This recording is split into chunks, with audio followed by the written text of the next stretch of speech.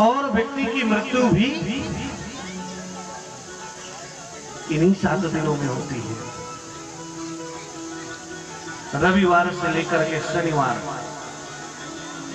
हर व्यक्ति का जन्म इन्हीं 7 दिनों में से है और इन्हीं 7 दिनों में मरना है।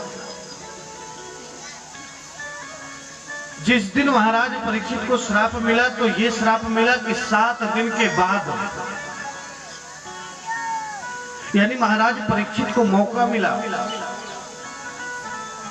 ये 7 दिन आप अपने सुधार सकते हैं। इन 7 दिनों में पुण्य कर्म करके आप बच सकते हैं। 4 दिन का 5 दिन का नहीं मिला, पूरे 7 दिन का मिला, क्योंकि सृष्टि में 7 ही दिन हैं।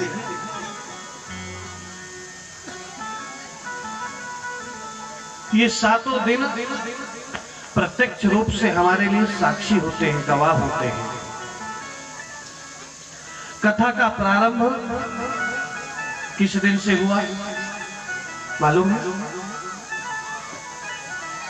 किस दिन से हुआ? शुक्रवार से। कुछ लोगों को ध्यान ही नहीं है।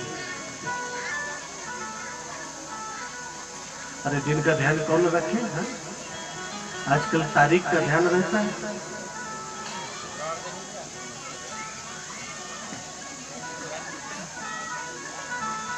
दिन का ध्यान रखना चाहिए। हाँ? कुछ लोग दिन का इतना ध्यान रखते हैं, कई लोग तो दिन के हिसाब से कपड़े पहनते हैं। सफेद कपड़े पहन लिया तो समझ जाते हैं या तो शुक्रवार होगा या तो सोमवार होगा। लाल कपड़े पहन लिए या तो मंगलवार होगा या तो शुक्रवार होगा, रविवार होगा। पीले कपड़े गुरुवार, हरा बुधवार और शनिवार को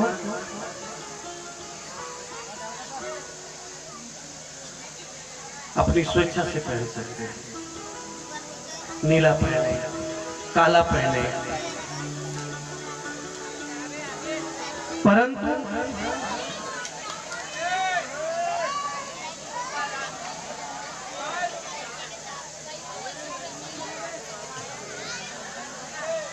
दिन का ध्यान हमें रखना चाहिए।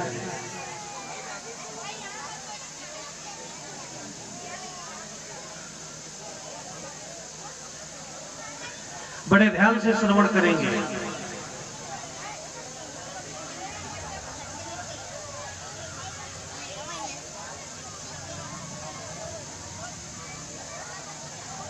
श्रीमद् भागवत महापुराण कितने दिन की होती है? 7 दिन की।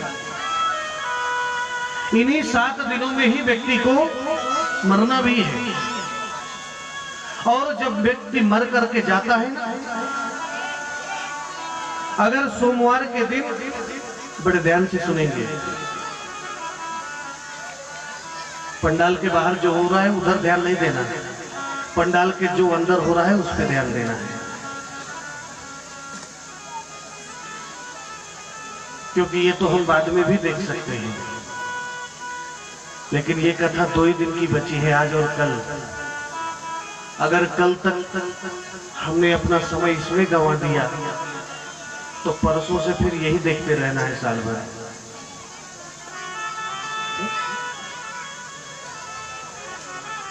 व्यक्ति इन्हीं 7 दिनों में मरता है। अगर सोमवार को मरता है ना, और सोमवार के दिन यमराज की सभा में पहुंचता है और यमराज उसके पाप और पुण्य का लेखा जोखा रखता है पूरा।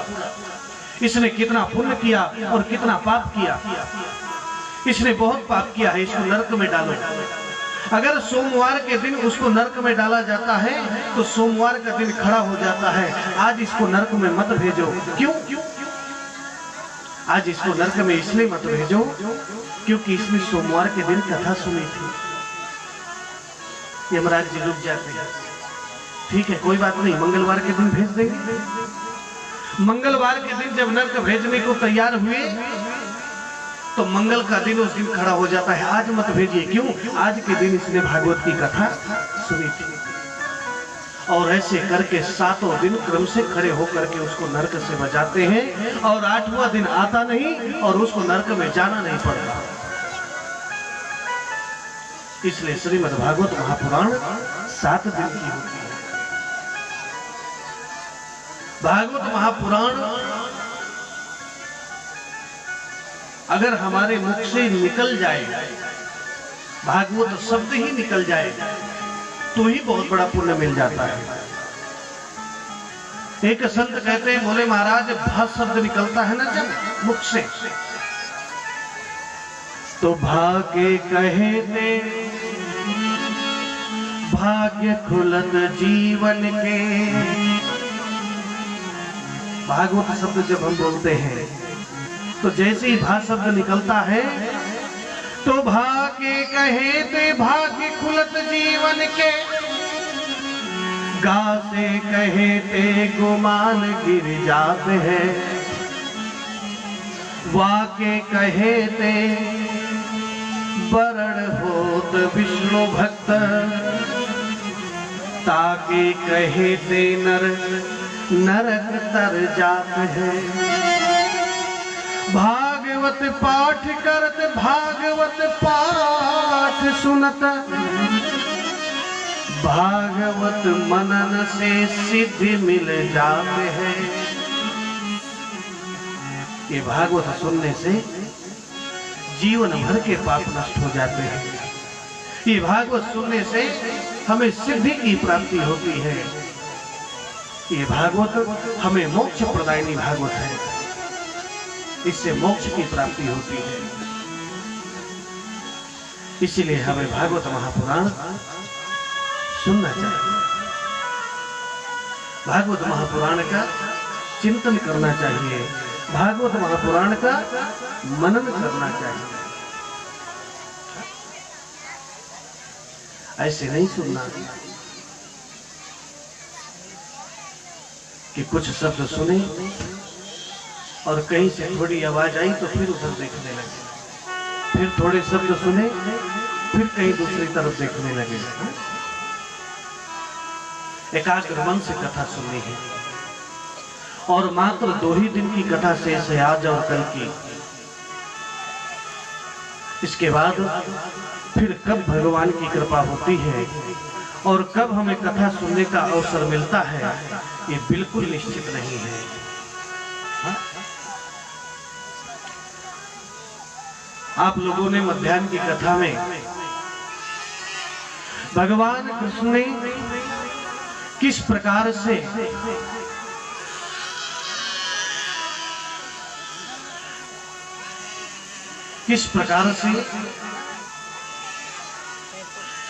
कंस का उद्धार किया, वो कथा हम लोगों ने श्रवण किया। अब आगे की कथा श्रवण करेंगे। कंस का उद्धार करने के बाद सर्वप्रथम भगवान कृष्ण और बलराम दोनों जो है, जो कारागार में बंद है वसुदेव और देवकी, आज वसुदेव और देवकी से मिलने पहुंचे। सीधे जो है तुरंत सर रख करके वसुदेव और देवकी को प्रणाम किया। आज देवकी ने दोनों हाथों से जो है भगवान कृष्ण को जो है हृदय से लगा लिया। अरे मेरा बेटा कितना बड़ा हो गया। 11 साल बाद माँ देवकी से भगवान कृष्ण मिले हैं। आज माँ देवकी भगवान कृष्ण के पूरे शरीर में हाथ फेर रही है और माँ यशोदा को धन्यवाद दे रही है। अरे तुमने कितने अच्छे से मेरे कृष्ण को रखा, कितने अच्छे से मेरे कृष्ण का पालन पोषण किया। 11 वर्ष का है लेकिन शरीर से ऐसा लग रहा है जैसे 16 वर्ष का हो। आज माँ देवकी की आंखों से आंसू नहीं रुक रहे, बार बार दुखी हो रही है माँ देवकी।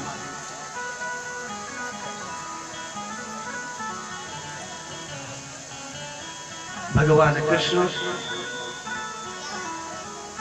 माँ देवकी से मिले, वसुदेव जी से मिले। वसुदेव जी ने भी भगवान कृष्ण को आज गले लगाया। कितना वियोग सहा माँ देवकी ने।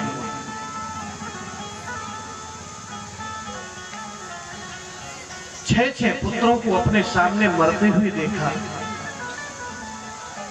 और जो पुत्र था वो अपने से दूर था।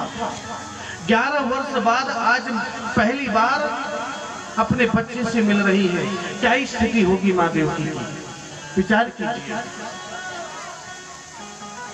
अगर सबसे अधिक ममता बच्चे के प्रति होती है ना, तो माँ की होती है। अगर निस्वार्थ प्रेम अगर बच्चे से कोई करता है तो एक माँ करती है। हाँ? अगर बेटा नाराज हो जाए और खाना खाना बंद कर दे, बेटा भूखा रहे, तो मां भी खाना नहीं खा सकती। हाँ? निस्वार्थ प्रेम करती है। एक बार पिता के अंदर कहते हैं स्वार्थ आ सकता है। बेटा पैसा कमा रहा है कि नहीं कमा रहा है, कुछ कर रहा है कि नहीं कर रहा है, आगे कुछ करेगा कि नहीं करेगा। माँ को भी चिंता रहती है, लेकिन माँ को सबसे ज्यादा ये चिंता रहती है कि मेरा बेटा स्वस्थ रहना चाहिए, मेरा बेटा सुखी रहना चाहिए, मेरा बेटा निरोग रहना चाहिए और मेरी आंखों के सामने रहना चाहिए। ये माँ की सोच होती है।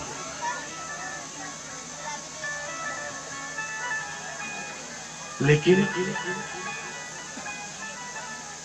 माता पिता इतनी सेवा करते हैं ना, लेकिन उसका परिणाम अपोजिट मिलता है। वही बेटा जिस बेटे को पाल करके स्वयं न खा करके उस बच्चे को खिला करके जो माँ बड़ा करती है, बड़े होने के बाद वही बेटा बोलता है। अगर कभी माता पिता ये बोलते हैं ना कि हमने तुम्हें पालने के लिए इतनी मेहनत किया, इतना संघर्ष किया, इतना त्याग किया, तो बेटा बाद में यही बोलता है कि ये तो तुम्हारा कर्तव्य था।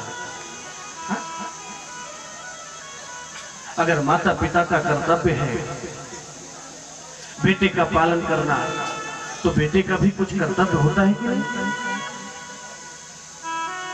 बेटे का भी कर्तव्य होता है कि वो माता पिता की सेवा करे।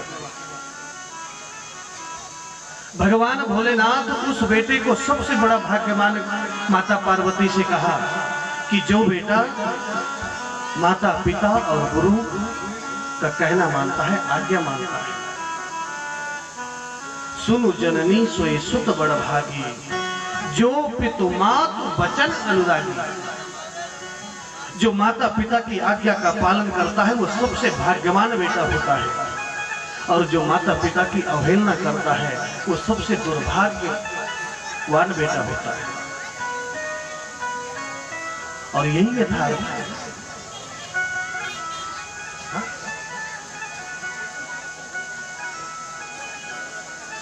कब तक माता पिता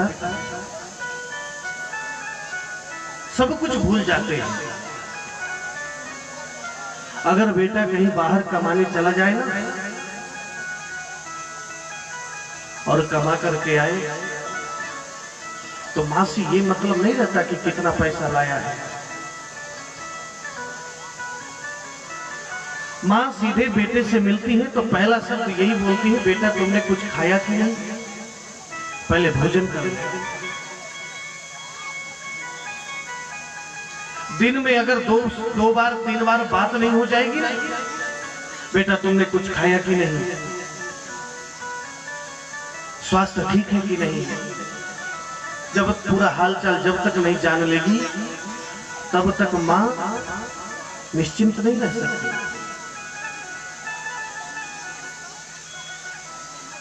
बेटे के लिए कहते हैं माँ के पास दो ही चीजें होती हैं। एक तो जब बेटे का पालन करना होता है तो माँ के आंचल में जो दूध होता है, जिस दूध से वो बच्चे को पालती है, और जब बेटा तकलीफ में होता है तो जो उसकी तकलीफ में जो आंसू बहाती है, तो केवल दो ही चीज होती है, पालने के लिए दूध और दुख में जो है रोने के लिए आंसू। साक्षात ममता की मूर्त कहा गया है मां को। एक संत तो बड़े सुंदर भाव में भजन लिखते हैं। तेरे दूध है आंचल में, आँखों में मां पानी है, तेरे दूध है आंचल में, आँखों में मां पानी है, ममता की मूरत करुणा की निशानी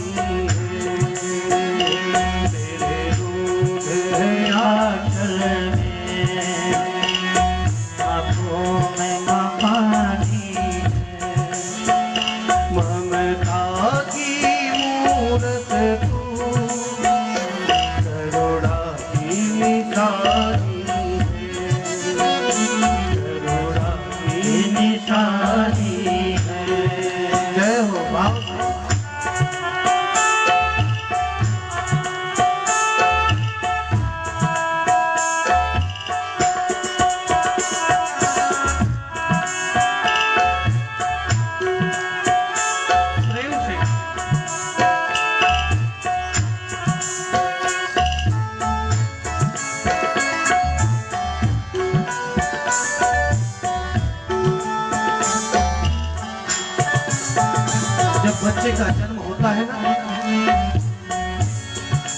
माँ को जो पीड़ा होती है, जो वेदना होती है, शास्त्र में कहा गया है कि अगर बेटा 100 बार भी जन्म ले और 100 बार जन्म लेकर के उस माँ की सेवा करे तो माँ के ऋण से मुक्त नहीं हो सकता। बेटे का जब जन्म होता है ना, तो माँ का भी दूसरा जन्म कहा गया है।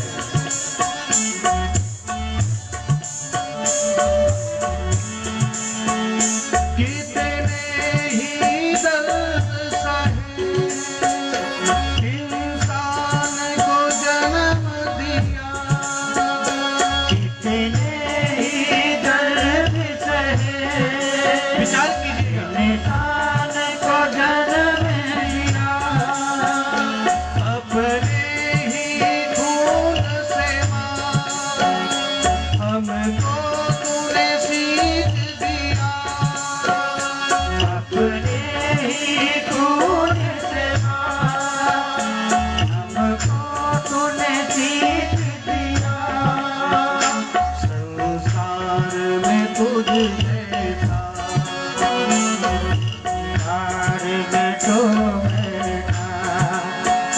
संसार में तो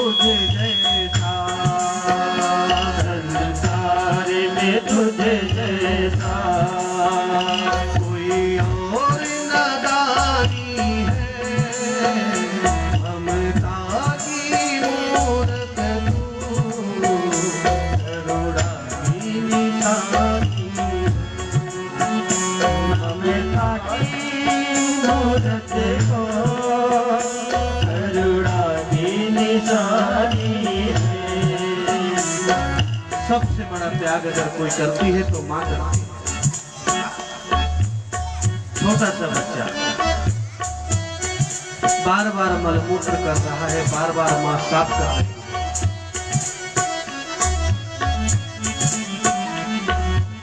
जिसको हम बोलते हैं ना कि ये तुम्हारा फर्ज था, तुम्हें करना चाहिए, तुम्हारा कर्तव्य है। आज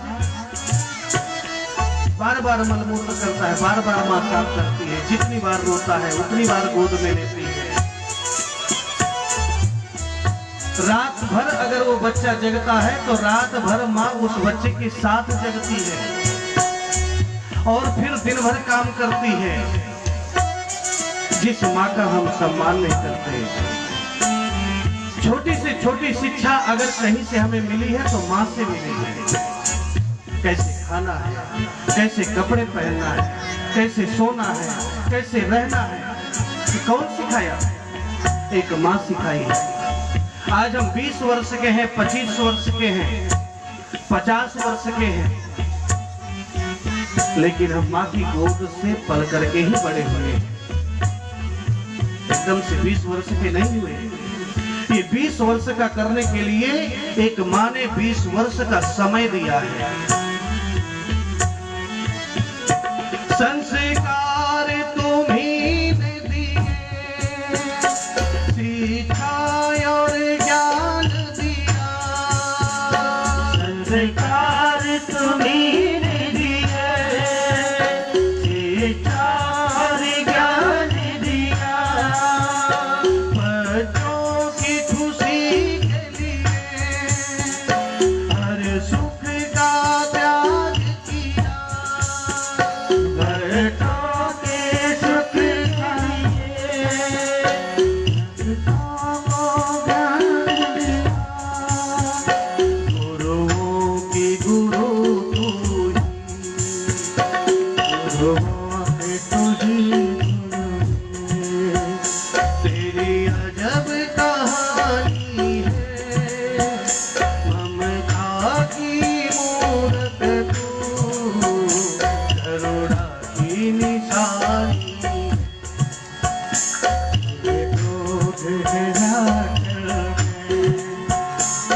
आँखों में ना पानी है, ना मिटा है।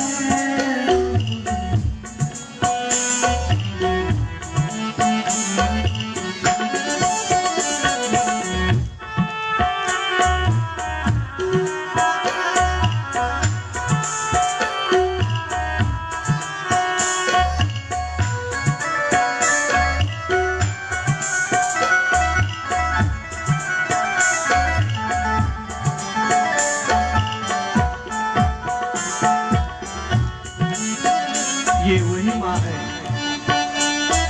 जिस माँ की ममता को पाने के लिए भगवान भी गर्भ से जन्म लिए।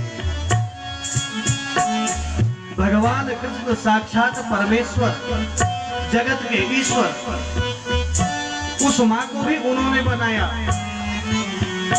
लेकिन माँ की ममता का पान करने के लिए, माँ की ममता को पाने के लिए भगवान भी एक माँ के गर्भ से जन्म लिए।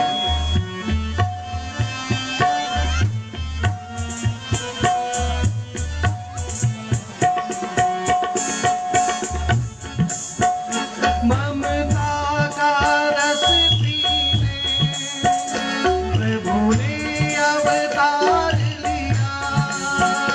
ममता का रस पीने प्रभु ने अवतार लिया। तेरी गोदी में खेले वो, मृत रस पान किया।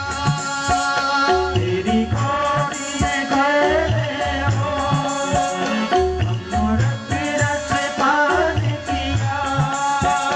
तेरे तप की महिमा को, तेरे तप की महिमा को वेदों ने बखानी है। हम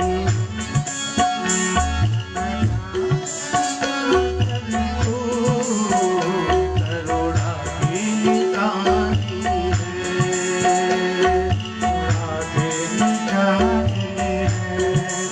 एक बात और बता दें,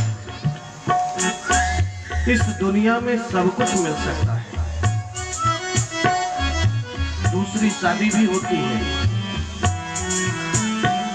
बच्चे भी 1 से 2 होते हैं, 2 से 3 होते हैं, लेकिन माँ एक ही होती है। दो माँ के गर्भ से आप जन्म नहीं ले सकते। गर्भ से जन्म देने वाली माँ एक ही होती है। इस बाजार में सब कुछ मिल सकता है, लेकिन माँ की ममता और माँ ये कहीं नहीं मिल सकती। माँ की ममता का ज्ञान तो तब होता है जब अपनी माँ नहीं होती। दुनिया के हाट है, हर चीज यहाँ मिलती। दुनिया के हाथ है, हर चीज यहाँ मिलती। सब कुछ मिल सकता है, एक माँ नहीं मिलती। सब कुछ मिल सकता है, एक माँ नहीं मिलती। सब कुछ मिल सकता है, एक माँ नहीं मिलती। सब कुछ मिल सकता है, एक माँ नहीं मिलती। अगर सबसे बड़ा दानी अगर कोई है तो एक माँ होती है। बच्चे के लिए अगर ये बात आ जाए कि माँ के प्राण देने से बच्चे के प्राण बच जाएंगे, तो माँ अपने प्राणों को दे सकती है। कोई संकोच नहीं करेगी, मेरा बच्चा सुखी रहना चाहिए। हाँ? इसका प्रत्यक्ष उदाहरण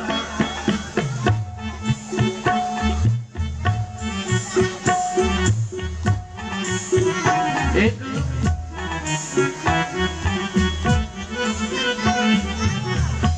बेटा था और जब से वो बेटा देखा तब से यही देख रहा है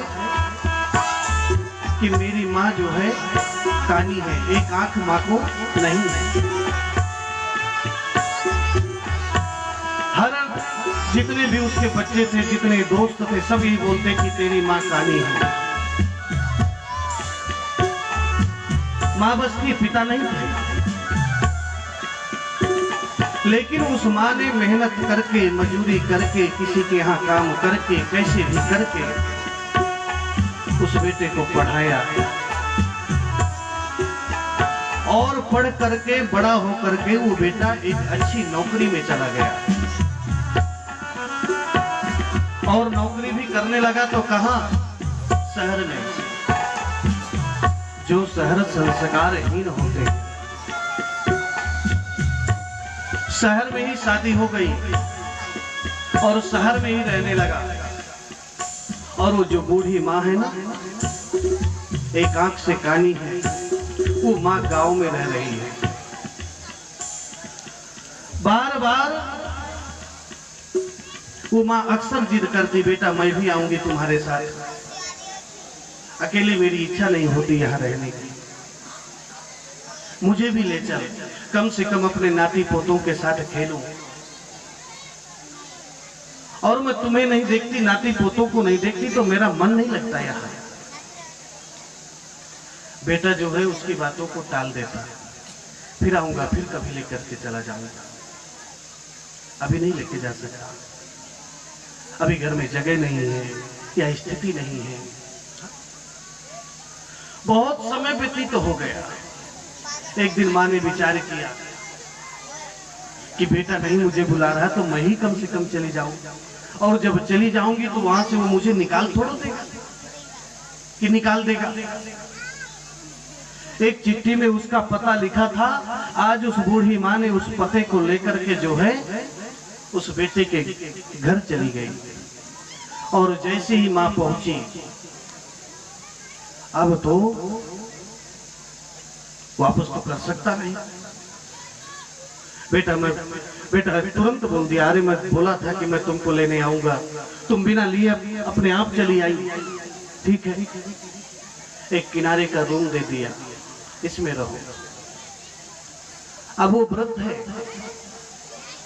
वो खुद अपने से भोजन नहीं ले सकती, पानी नहीं पी सकती, दिन प्रतिदिन शरीर कमजोर हो रहा है। और जब शरीर वृद्ध होता है ना, तो उस शरीर की हर प्रकार की सेवा करनी पड़ती है,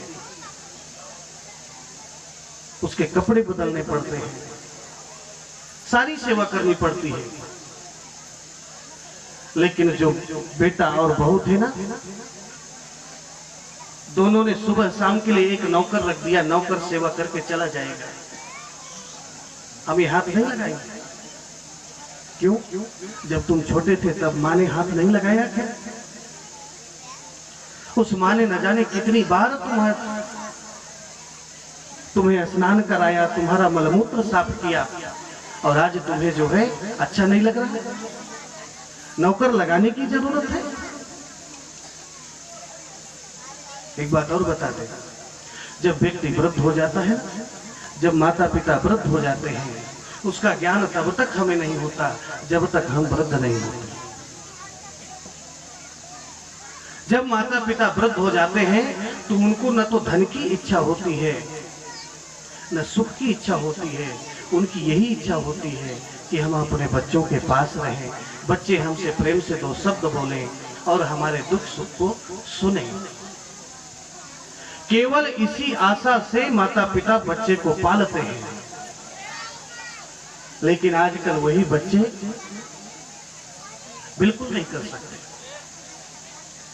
अब नौकर लगा दिया, नौकर सुबह करके चला गया, नौकर शाम को चला गया। अब अगर दिन में कुछ जरूरत है तो कोई सेवा नहीं कर सकता। उन्होंने क्या किया कि माँ अब उठ करके आ नहीं सकती तो माँ के पास एक घंटी रख दी। तुम बोल नहीं सकती हो, तुम आ नहीं सकती हो, एक काम करना, जब तुम्हें पानी और भोजन चाहिए तब तुम इस घंटी को बजा देना, हम आ करके तुम्हें भोजन पानी दे देंगे। अब जब भी जरूरत होती वो माँ घंटी बजा देती और उसको पानी भोजन मिल जाता। एक दिन क्या हुआ कि जो नाती था ना, पोता, वो खेलते खेलते वो घंटी उठा करके ले गया, और जब वो घंटी को लेकर के चला गया, उस माँ को भूख लगी, प्यास लगी, अब ढूंढ रही है, घंटी नहीं मिल रही, अत्यंत व्यथित हो गई। क्या करूं, चल भी नहीं सकती, बोल भी नहीं सकती। सुबह से शाम हो गई, घंटी नहीं बजी, लेकिन उन दोनों ने, बहू बेटों ने, ये ध्यान नहीं दिया कि आज माँ घंटी क्यों नहीं बजाई।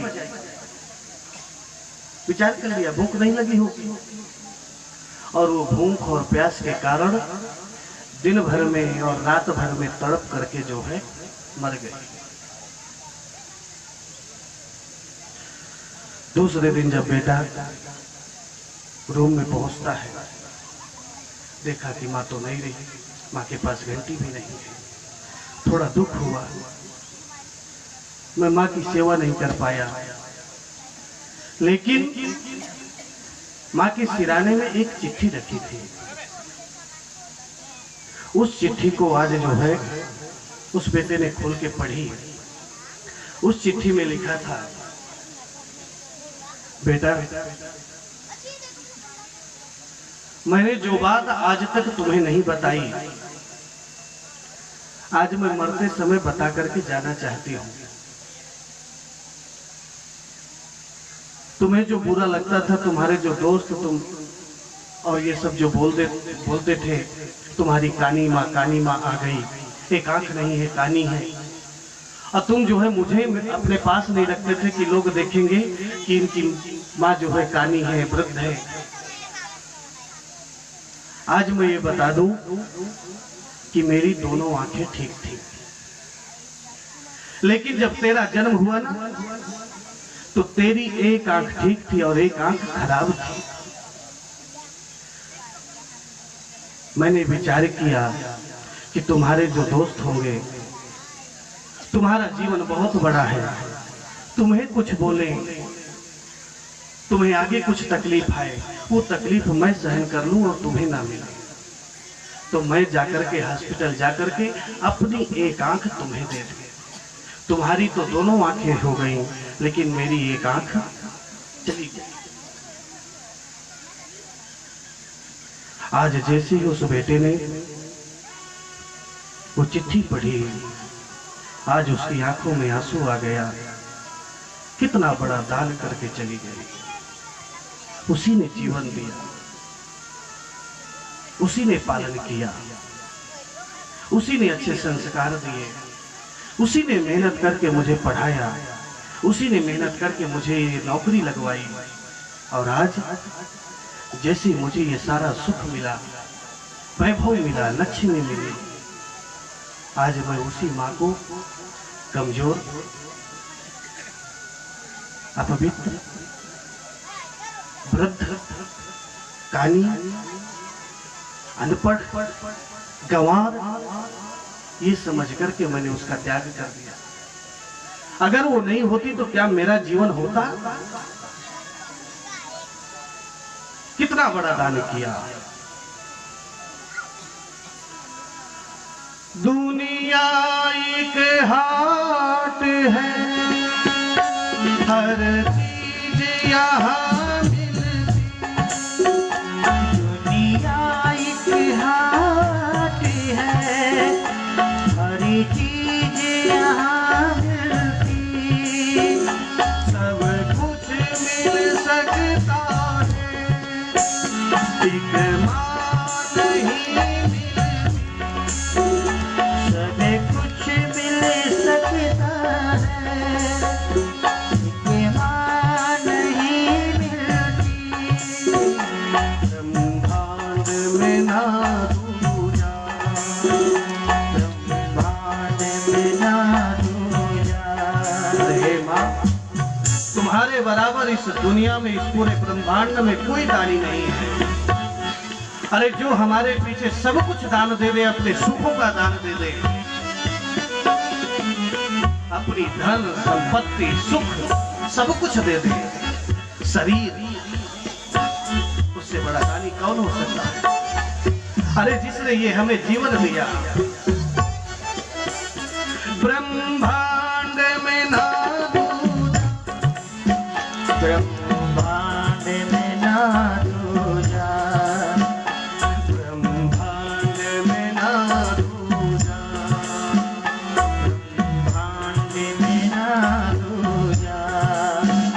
कोई और न दानी है, ममता की मूरत तो करुणा की निशानी है।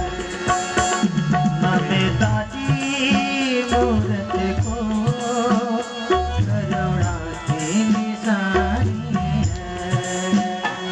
तेरे दूध है आंचल में, हे तेरे दूध है आंचल में। आँखों में माँ पानी है, आँखों में माँ पानी है। ममता की मूरत तू करुणा की निशानी है। ममता की मूरत को आपकी निशानी है।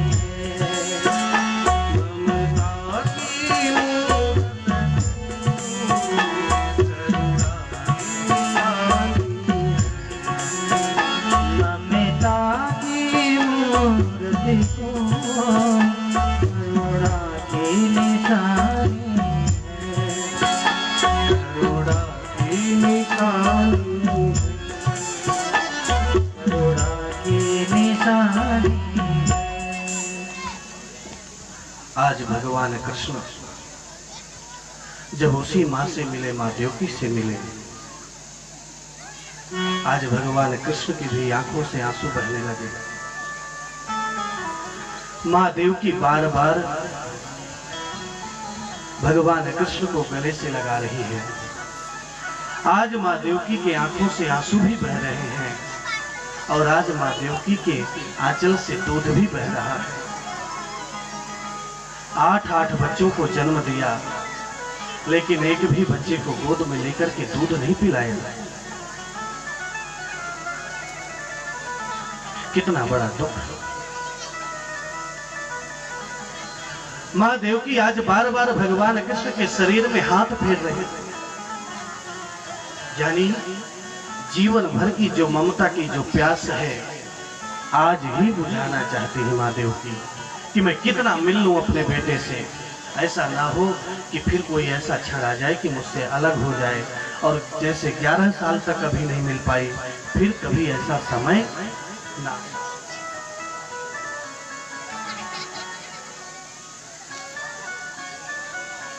ये दुख एक ही तरफ नहीं है, दोनों तरफ है। इधर भगवान कृष्ण माँ देवकी और वसुदेव के पास आकर के ममता में फंस गए, लेकिन उधर भगवान कृष्ण को चाहने वाले एक और माता पिता हैं, यशोदा और नंद बाबा, जिनको भगवान कृष्ण बोल करके आए हैं आज जा रहा हूं, कल मेला देखूंगा और परसों वापस आ जाऊंगा। परसों से बरसों हो गए, लेकिन भगवान वापस नहीं आए। उधर माँ यशोदा को पता चल गया कि अरे वो जो जिसको मैं 11 साल से पाल रही थी वो तो मेरा बेटा है ही नहीं, वो तो देवकी का बेटा था। अरे मैं देवकी के बेटे को अपना बेटा बना करके पाल रही थी। अरे मैं दूसरे के बेटे को कान पकड़ रही थी, दूसरे के बेटे को छड़ी से मार रही थी, दूसरे के बेटे को डांट रही थी। ये मुझे अधिकार किसने दिया? बताइए उस मां की स्थिति क्या होगी जो चौथे पन में 60 वर्ष के बाद बच्चे का जन्म हुआ हो, और बाद में जब ये पता चले कि वो बच्चा भी हमारा बच्चा नहीं था, क्या स्थिति होगी? उसको नींद आएगी, भोजन करेगी, पानी पिएगी? ये तो केवल एक मां समझ सकती है कि उसकी स्थिति क्या होगी। आज मां यशोदा बिल्कुल जड़ की भांति हो गई, ना तो कुछ खा रही है ना कुछ पी रही है, लेकिन आंसू बराबर बह रहे हैं। जितनी गोपिकाएं मध्याह्न की कथा में आप लोगों ने सुना था, महाराज हुआ, सारी गोपिकाओं ने सब कुछ छोड़ दिया, घर द्वार पति परिवार सब कुछ, भगवान कृष्ण को ही सब कुछ समझा। आज वही कृष्ण जब छोड़ करके मथुरा चले गए और सालों नहीं आए तो क्या स्थिति हुई होगी? आज सारी गोपिकाएं यमुना तक जाती हैं, सुबह से शाम तक यमुना के किनारे इंतजार करती हैं कि आज कान्हा आएगा, बोल करके गया था परसों आऊंगा, हो सकता है आज आएगा। जैसी शाम हो जाती फिर से वापस आ जाती, आज नहीं आया। भगवान कृष्ण को ये भान है, और उन्होंने जो है उद्धव जी को भेजा कि जाओ माँ यशोदा और गोपिकाओं को समझाओ। आज उद्धव समझाने के लिए आते हैं।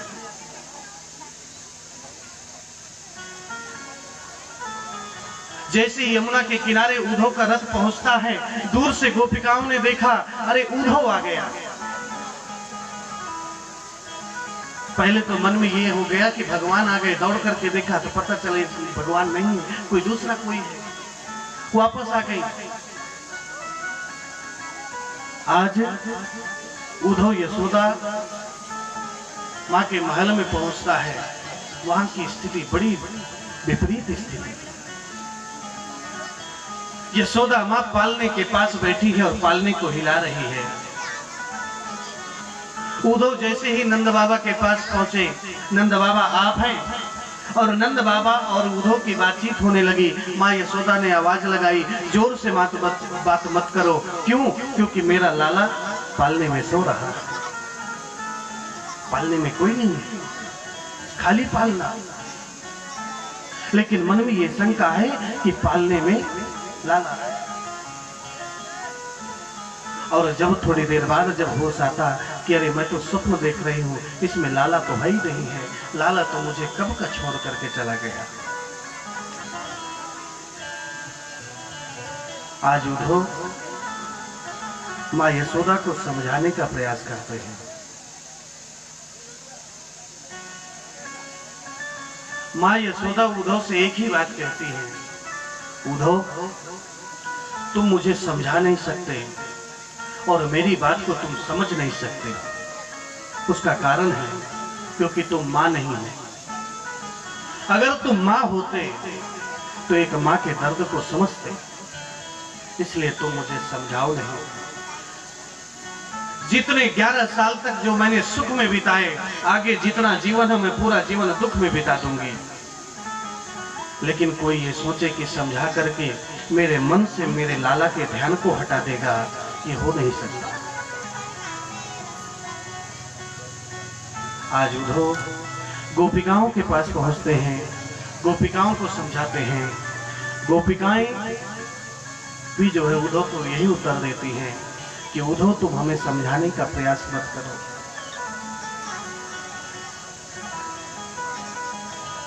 ये मत समझाओ कि हम भगवान कृष्ण मथुरा में है, ये हम भी जानते हैं और कोई दूर भी नहीं है, हम जाकर के मिल करके भी आ सकते हैं। लेकिन जो वो बोल करके गया है कि आज जा रहा हूं, कल मेला देखूंगा और परसों वापस आऊंगा, तो वो अपनी बात को कैसे भूल सकता है।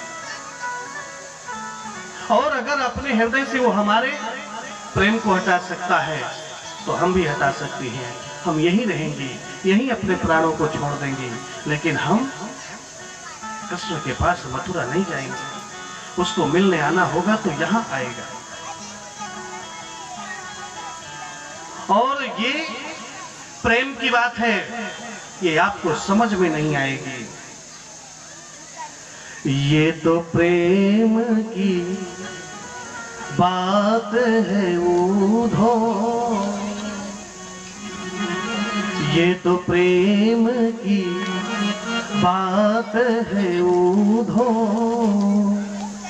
बंदगी तेरे बस की नहीं है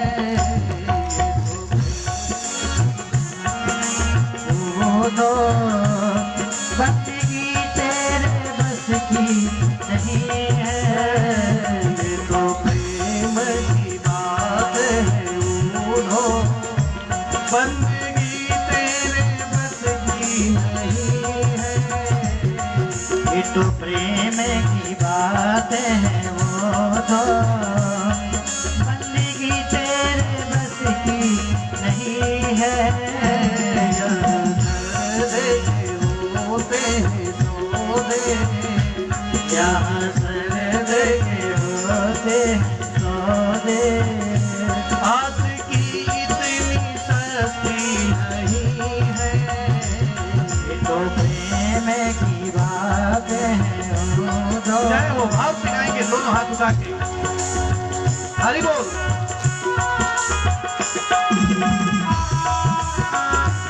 प्रेम से भक्ति के साथ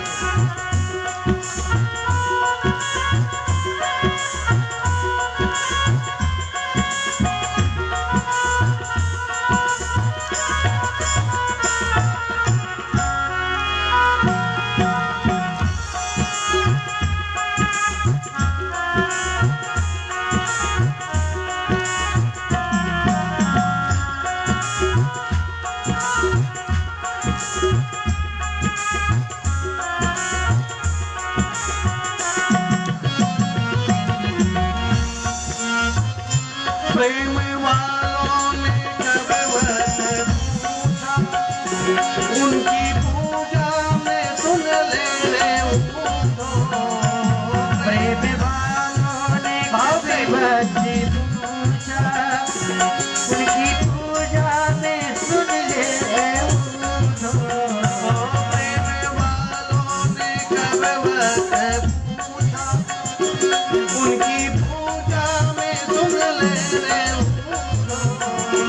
प्रेम वालों ने कभी बच्चे पूछा, उनकी पूजा में सुन ले उद्धव। यहाँ पल पल की होती है पूजा, यहाँ दम दम पे होती है पूजा। सर झुकाने की फुर्सत नहीं है।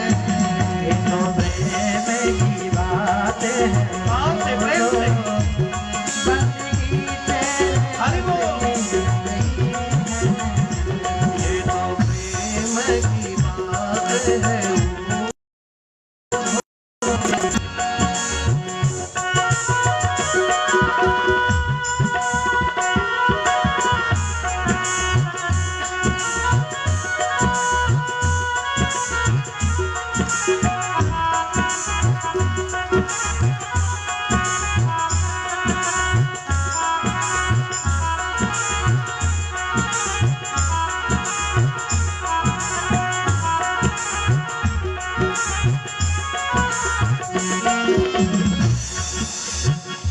जो असल में है मस्ती में डूबे उन्हें परवाह क्या जिंदगी जो असल में है मस्ती में डूबे उन्हें क्या परवाह है जिंदगी जो असल में है मस्ती में डूबे उन्हें परवाह क्या जिंदगी जो असल में है मस्ती में डूबे उन्हें परवाह है क्या जिंदगी जो उतरती है चढ़ती है मस्ती उतरती है चढ़ती है मस्ती वो हकीकत में मस्ती नहीं है तो प्रेम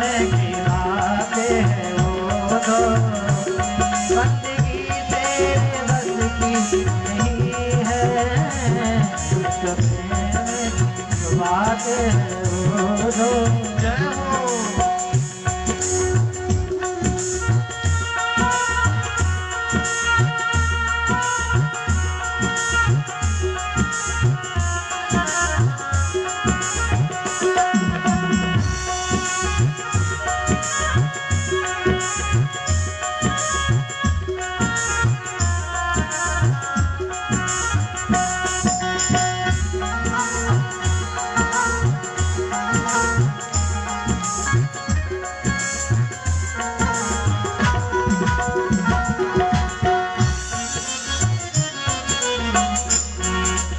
जिसके अंदर भगवान के प्रति सच्ची भक्ति है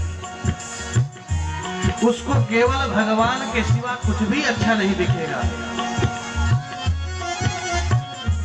जिसकी नजरों में है श्याम प्यारे वो तो रहते हैं जग से निराले जिनके नजरों में है श्याम प्यारे वो तो रहते हैं जग से निराले जिसकी नजरों में है श्याम प्यारे वो तो रहते हैं जग से निराले जिनकी नजरों में है श्याम प्यारे वो तो रहते हैं जग से निराले किसकी नजरों में मोहन समाए जिसकी नजरों में मोहन समाए किसकी नजरों में मोहन समाए जिसकी नजरों में मोहन समाए वो नजर फिर तरसती नहीं है तो प्रेम की बात है वो ना बंदगी तेरे बस की नहीं है तो प्रेम की बात है वो ना बंदगी तेरे बस की नहीं है यहाँ सरे देखे होते आशिकी इतनी सस्ती नहीं है तो प्रेम की बात है वो तो बंदगी तेरे बस की नहीं है प्रेम की बात है वो तो। ये तो प्रेम की बात है ऊधो बंदगी तेरे बस की नहीं है यहाँ सर्द के होते हैं सौदे। आज उद्धव को गोपिकाओं ने स्पष्ट रूप से कह दिया, यहाँ ज्ञान की बात नहीं चलेगी उद्धव, यहाँ भक्ति और प्रेम की बात चलेगी। तुम अपना ज्ञान अपने पास रखो और हम जिस भाव से भगवान से प्रेम करते हैं उस प्रेम को कम मत करो, अपने ज्ञान से उस प्रेम को कम करने का प्रयास मत करो। उसी समय उद्धव देखता है कि उसी समय एक भौरा उड़ता हुआ आता है।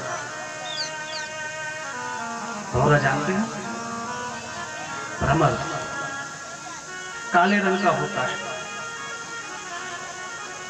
और जब वो उड़ता है ना तो उसके मुंह से गुनगुनाने की आवाज आती है।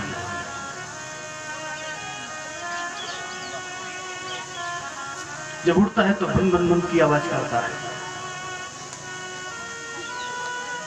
उड़ता हुआ आया और जैसे उड़ता हुआ आया गाते हुए स्वर से,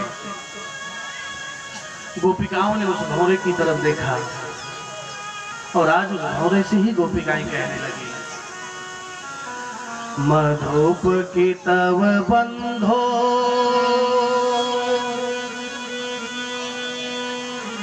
माँ स्पृशांधी सपत्न्या कुछ विलुलित माला कुंकुम सोन भिन्न बहतु मधुमतिस्तन माननीनां प्रसादम् यदु सदसि विदम्बम् यस इतरस्त्वमीद्रे मधुपकितम बंधो। अरे हे भौरे, तू इतना स्वर से मत गा। क्यों? क्योंकि पहली बात, जैसे कृष्ण काला है ना वैसे तू भी काला है, और कृष्ण जिस प्रकार से हमें छोड़ करके गया है अब तो ये भान हो गया है कि वो बाहर से भी काला है और अंदर से भी काला है। अब तो जो उस रंग के हैं उनसे हमें विश्वास ही नहीं करता। भौरे से ही शिकायत करने लगे। उद्धव महाराज केवल सुन रहे हैं, लेकिन उद्धव जी महाराज को ये ज्ञान नहीं है। बहुत देर तक सुनते रहे, विचार किया इन गोपिकाओं और मां यशोदा को मैं समझा नहीं सकता, चल दिए। आज भगवान कृष्ण से कहा, वंदे नंद ब्रज स्त्रीणाम पादरेणुभीक्षणः।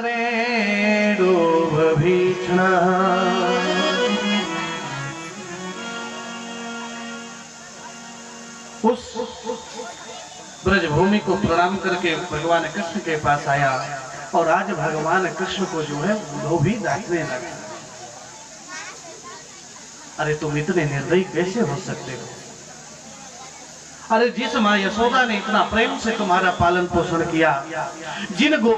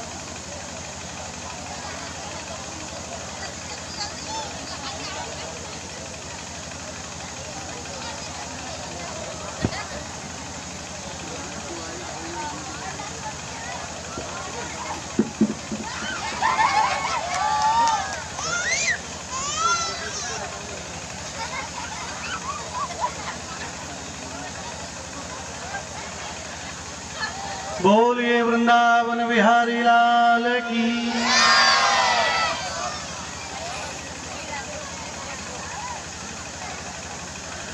आज भगवान कृष्ण को उद्धव जी ने कहा कि इस प्रकार आपको नहीं करना चाहिए। भगवान कृष्ण ने उद्धव से कहा कि आंख बंद करो। जैसे ही उद्धव ने आंख खोली तो देखते क्या है उद्धव जी कि भगवान कृष्ण, गोपिकाएं, माँ यशोदा, नंद बाबा सब एक साथ खड़े। मैं इनको छोड़ करके कभी अकेले नहीं रह सकता। ये तो तुम्हारे ज्ञान को दूर करने के लिए,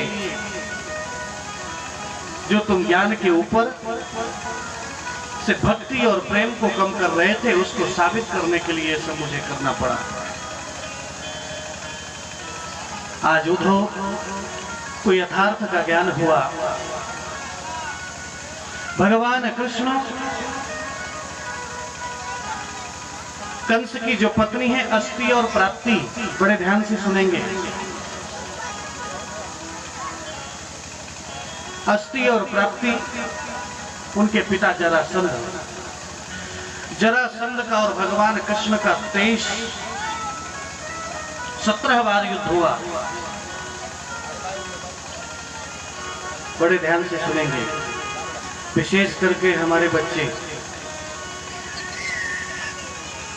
17 बार युद्ध हुआ और हर बार जरासंध को हार मिली। 18वीं बार जब युद्ध करने के लिए चल दिया तो 11,000 ब्राह्मणों को पूजा में बिठा दिया अनुष्ठान में। आप लोग पूजा कीजिए कि मेरी जीत हो। अगर मैं जीत गया तो इतना दान दक्षिणा दूंगा कि कभी पूजा पाठ करने की जरूरत नहीं पड़ेगी। और अगर हार गया तो जिस दिन हारा उस दिन आप सबका अंतिम दिन आ जाएगा। वहां से लौटने के बाद सबसे पहले आपको ही मारूंगा। अब बताइए, ऐसी स्थिति में ब्राह्मण अनुष्ठान कर पाएंगे क्या? अगर हार गया, 17 बार हारा है, जरूरी है 18वीं बार जीतेगा। और अगर ये हार गया तो 11,000 ब्राह्मणों का वध कर देगा। अगर जीत गया तो बहुत दान दक्षिणा देगा। अब जो है सारे ब्राह्मणों ने भगवान को चिट्ठी लिखी और चिट्ठी लिख करके जो है भेज दिया, महाराज इस बार आपको युद्ध करना है, जीतने के लिए नहीं, हारने के लिए। क्योंकि अगर आप नहीं हारे तो हम 11,000 ब्राह्मण मर जाएंगे, और अगर आप हार गए तो हमारा कल्याण हो जाएगा। आज जो है 18वीं बार जब जरासंध युद्ध करने के लिए आया ना, अस्ति प्राप्ति कंसस्य महिष्यौ भरतर्षभ मृते भरतरी दुःखार्ते ईयतु स्म पितृगृहा।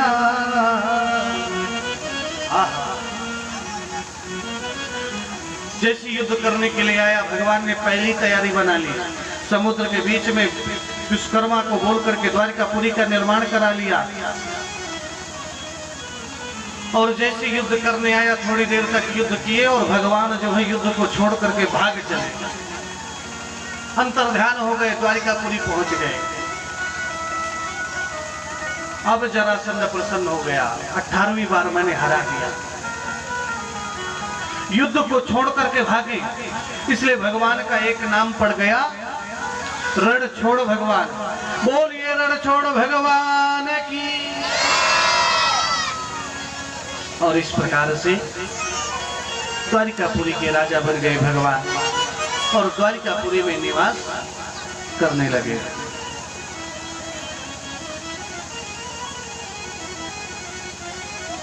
एक बात हम आप सभी को बता दें, कल कथा का समापन दिवस है।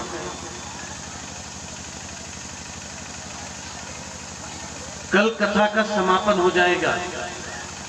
कल महाशिवरात्रि है जो साल में एक बार आती है और जिस दिन कथा सुनने का बहुत बड़ा फल है। कल हो सके तो हम ये बोलेंगे, एक ही दिन की बात है, कल दोपहर की भी कथा सुननी है और कल शाम की भी कथा सुननी है। क्यों? क्योंकि जिसने 6 दिन तक कथा नहीं सुनी और अगर आखिरी दिन की 7वें दिन की पूर्ण कथा सुनता है तो उसको पूरे 7 दिन की कथा सुनने का फल मिलता है। और जो लगातार कथा सुन रहा है उसको तो कल की कथा जरूर से जरूर सुननी है। दोपहर और सायं दोनों टाइम हम इसलिए बोल रहे हैं, जिन लोगों ने दोपहर की कथा अभी तक नहीं सुनी, कल दोपहर की कथा और सायंकाल की कथा को सुन करके पूरे 7 दिन की कथा का फल प्राप्त करेगा। इसलिए अगर ज्यादा नुकसान ना हो, एक दिन से अगर ज्यादा नुकसान ना हो तो कल कथा का ज्यादा महत्व देना है। घर के कुछ कार्य छूट जाएं, जो कार्य छूटने से नुकसान ना हो वो कार्य छोड़ दीजिएगा, लेकिन कथा नहीं छोड़िएगा। आप लोग जिस भक्ति और जिस श्रद्धा से कथा सुनते हैं, जिस तन्मयता से कथा सुनते हैं, आप लोगों को कथा सुनाने में, आपको सुनने में जितना आनंद आता होगा उससे बहुत ज्यादा हमें आनंद आता है आपको कथा सुनाने में। और उसके 2-3 कारण हैं। पहली बात तो आप बड़े ध्यान से कथा सुनते हैं और एकाग्र मन से कथा सुनते हैं। दूसरी बात, आपके गांव से जो हम पिछले वर्ष कथा किए, तो पिछले वर्ष से ही जो एक लगाव आप लोगों से जुड़ गया है, तो ऐसा फील ही नहीं होता कि हम कथा कहीं बाहर कर रहे हैं। हमें ऐसा लगता है कि घर, हम जो कथा कर रहे हैं वो अपने घर में कर रहे हैं, क्योंकि लगभग बहुत लोगों को तो हम पहचानने भी लगे हैं। यहीं से देख लेते हैं कौन कहाँ बैठा है कथा सुन रहा है और कौन कथा नहीं सुन रहा है। बहुत लोग हमसे मिलने आते हैं तो हम बोल देते हैं आप डेली कथा में आते हैं, या आप इस दिन कथा में नहीं आए थे। बोले महाराज आप वहां कथा सुनाते हैं कि केवल यही देखते रहते हैं कौन आया कौन नहीं आया है? हम कथा सुनाने के साथ साथ सबकी यहाँ पर प्रेजेंटी भी लगा रहे हैं भगवान के पास, कौन आया कौन नहीं आया, कौन ध्यान से कथा सुन रहा है और कौन नहीं सुन रहा है। तो आपको कथा सुनाने में जितना आनंद आपको नहीं आया, उससे कहीं ज्यादा आनंद हमें आया।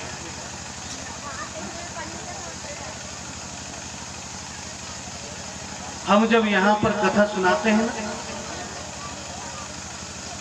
तो कथा सुनाते समय हमें ये आभास भी नहीं होता कि कितना समय हो जाता है कथा सुनाने में। वो तो एक दिन हमें तब पता चला जब 12 बजे तक कथा चलती रही। और जब हम यशपाल जी के यहाँ पहुंचे ना,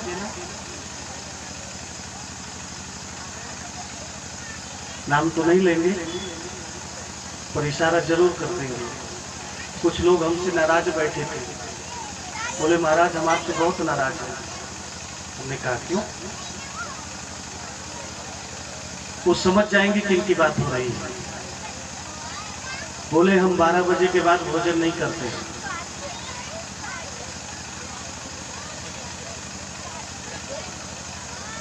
और 12 बजे के पहले कथा पूरी होनी चाहिए। हमने कहा उसमें हमारा दोष ही नहीं है, हमारे सामने घड़ी रखी नहीं है, समय का पता चलता नहीं। अब एक काम किया करें, आप बीच बीच में टाइम बताते रहिए, इतना टाइम हो गया, अभी इतने टाइम तक करना है, तब हम समय से बंद कर सकते हैं। नहीं समय का तो हमें पता ही नहीं चलता है। दूसरी बात, तुम्हारे साथ हमें भी पश्चाताप है, क्योंकि हम भी 12 बजे के बाद भोजन कर रहे हैं। हम भी प्रयास करेंगे कि पहले हो जाए, पर प्रयास करने के बावजूद भी अब जब 12 बज ही जाते हैं तो अब यही समझ लीजिए कि भगवान का जन्म भी रात को 12 बजे हुआ है। डेली हम जन्मोत्सव मना रहे हैं और 12 बजे प्रसाद ग्रहण कर रहे हैं।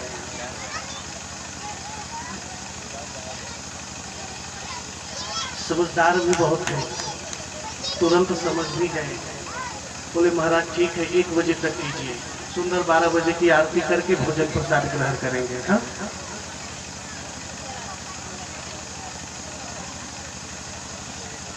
तो ये एक लगाव, एक प्रेम, एक अपनापन, जिसको हम दर्शा ही नहीं सकते कि कितना अपनापन है।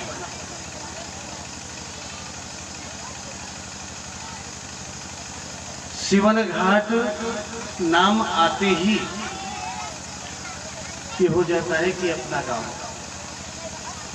हमें लगता है कभी हम भूल करके अपना पता लिखते समय शिवन घाट न लिखते हैं। ये केवल आप लोगों का प्रेम और आप लोगों का स्नेह है। हमारे बहुत लोगों ने यहाँ पर गुरुमंत्र भी लिया है, बहुत शिष्य भी हैं। कल जब कथा संपन्न हो जाएगी तो परसों हवन के समय जब यहाँ हवन होगा तो परसों सुबह 12 तारीख को यशपाल जी के घर में जितने भी शिष्य हैं जिन्होंने गुरुमंत्र लिया है वो हमसे मिलने सुबह 9 बजे से 10 बजे के बीच में वहाँ पर जितने लोगों ने गुरुमंत्र लिया है वो जरूर से जरूर आएंगे, और बाकी लोग भी आएंगे तो सभी का स्वागत है।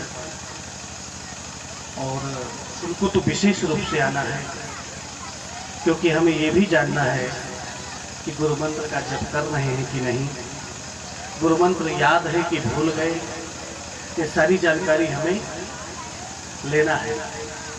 तो नाम तो सभी के हमारे पास हैं, लेकिन फिर भी सभी को 12 तारीख को यशपाल जी के यहाँ 9 बजे से 10 बजे के बीच में सभी शिष्यों को जिन्होंने गुरुमंत्र लिया है वहाँ पर आना है, और जिनको लेना है वो कल और परसों 2 दिनों में गुरुमंत्र प्राप्त भी कर सकते हैं। दूसरी बात, ये जो कथा आप लोगों के यहाँ हुई,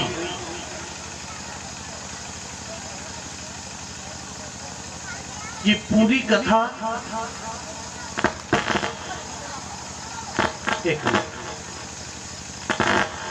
ये पूरी कथा आपके गांव की कथा हमारे YouTube चैनल में है। प्रतिदिन जितनी कथा होती है हम उसको YouTube में डाल देते हैं।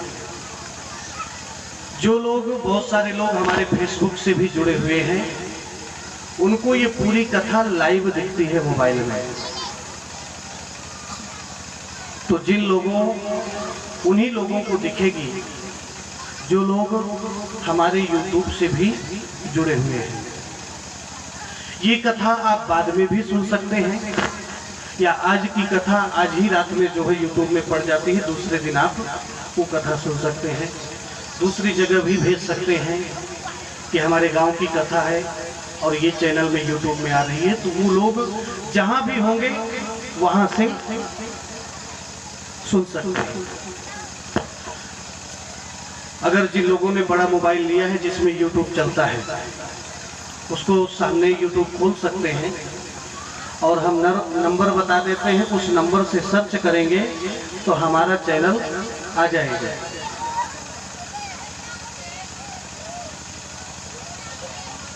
सामने मोबाइल खोल सकते हैं, YouTube खोलिए उसमें मोबाइल में,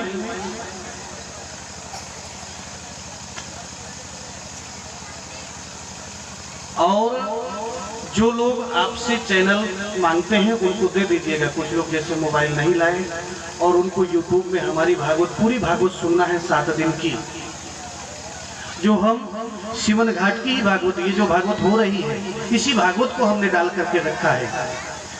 कल की भागवत भी है, आज की भी आज ही रात में उसमें अपलोड हो जाएगी और कल सुबह आपको वो कथा मिल जाएगी। तो आप सर्च में जाइए और सर्च में जाने के बाद नंबर डालिए 94